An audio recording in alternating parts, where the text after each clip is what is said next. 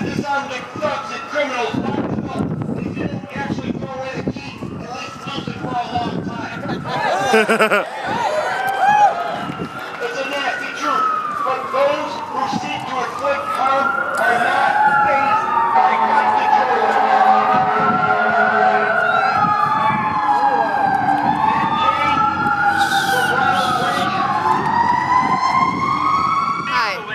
From Metro Detroit, and I think we should be able to keep our guns because criminals will always get them. We need to protect ourselves and our family. It's our duty and constitutional responsibility. Okay, anytime. Hi, my name is William Patton. I'm from Lansing, Michigan. I'm a carpenter's apprentice. And I just wanted to say, talk about the theory of gun control, which is that in order to prevent violent crime with guns, you make them illegal. The problem with that philosophy is that the people who you're trying to take those guns away from are generally criminals. And criminals are people that break laws. So we're going to say, you can't have this gun by making a law so that you can't commit a crime with it. So it's a self-defeating prophecy because you're expecting these people to break laws in the first place. So laws generally aren't the answer. What you really need to do is to arm the populace that they try to take advantage of, so that they can't commit those crimes for fear of retaliation. About hunting, right? We all know this. Right. It's not about hunting. All right? I got a little saying here. I'm going to read. It says, from my man, the first guy, the guy that put us all here on the map to start all this. It says, a free people ought not only be armed and disciplined, but they should have significant arm and ammunition to maintain a status of independence from any who attempt to abuse them, which would include their own government. Right. Washington, that's not Donald Volaric.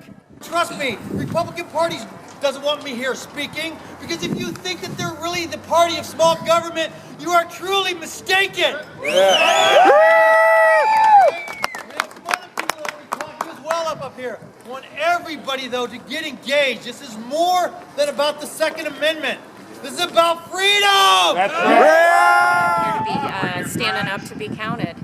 I no longer want to be just a voice that people can ignore, but I want to be a person, a face to that voice. Mm-hmm. Fight for the future of the country against tyranny. I have a son here, and I feel like his future is at risk.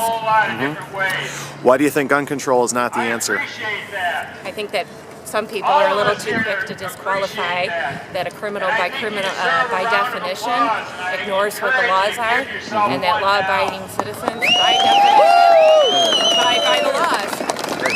It's a valid argument, but people disqualify that. My point of view as far as gun control is, if you want a safer future, let's invest in the children of today.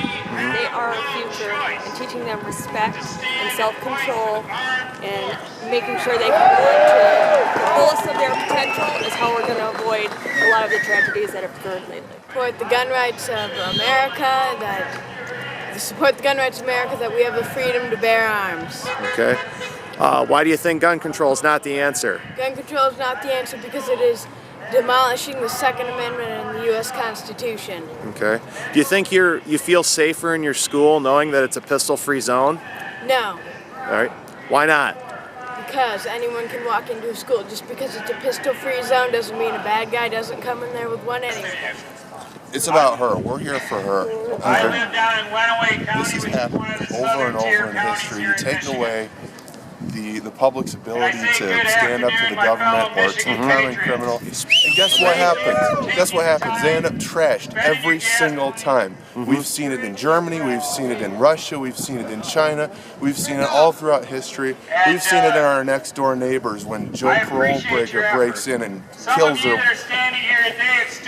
It's not happening here. Why do you think? That's all I have to say about that. Why are you here today? I'm here to support the Second Amendment. All right. Why do you think gun control is not the answer to resolve gun violence in America? We just need to stand fast with our Second Amendment and control some of the other things that actually make people do bad things. And it's not the guns that are making them do bad things; they're just tools. And tools can be used for good or bad, no matter what it is: a car, substance abuse, you name it. On the wrong fix. Yep. There's one fix. Fix mental health. Fix the idiots that have the guns that are Blame the criminal. Blame the criminal, not the Second Amendment. We don't need a change to the Constitution.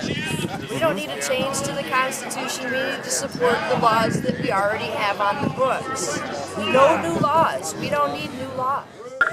Hey, good to be here with all of you. Appreciate your patriotism and your open-mindedness. You're thinking about things. That's good. We're not sheep, like some guy said here. And I just want to say that, first of all, we're saying some good things here, but one of the best things is that we're just here. And a picture says 1,000 words. When someone sees a picture of us being here, that means something to people. They just have to see that, and they know that there's people that aren't sheep that are thinking about this. So just being here, no matter what we even say, is something good in itself. So I appreciate that. And I also want to say that, our currency says "in God we trust," and I like that a lot. But there's something that our currency, a lot of American currency used to say before they had that on there. It said, "Mind your business." And I think that we need to think about that. People come up and ask you, why do you need this gun? Why do you want that gun? That's not even part of the equation. We have a right to do what we want with our property. We have a right to property, and gun is a type of property. Why does it matter what I need it for? Mind your business. 11 days, 16 hours, 32 minutes and 12 seconds defending the Constitution, like many of my other vets. 170 million people killed in the 20th century by government. Yeah. When anti-gun people want to talk to you, do not negotiate. Do not get in an argument about what you need and what you don't. Tell them, this is my right. You don't like it? Go somewhere else. Yeah. Keep your weapons, keep your ammo, keep your 30-round mags. Get them. Do not so you don't need them later. Thank you. Michael Johnson. I'm an electrical engineer from Brighton, Michigan. And I would just like to say that a lot of people are not very concerned with their Second Amendment rights in this country. But what they don't understand is that the Bill of Rights guarantees not a whole lot. It gives us a set of rights that any government can take away from you. There is one document that prevents them from doing that, and that is the Second Amendment. Your gun is what stands between the government and your First Amendment rights, your Fourth Amendment rights.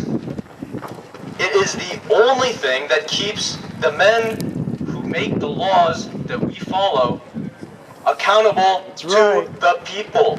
Right. Yeah. If you give that up, you can't protect yourself from the government. You cannot protect everyone else in this country who is going to lose the rights that they do want to exercise. And that is what you need to remind people of. Because they might not want a gun, they might not feel safe around a gun. But I guarantee you, they want to be able to speak their mind and not end up in a concentration camp for it. And they will not be able to do that if you lay down your arms. It's not enough to sit back and say, when they come for me, they're not getting anything. They will come for you, and if it's you and your gun sitting by yourself, you will lose. I will not comply. I hope not. But that's not enough.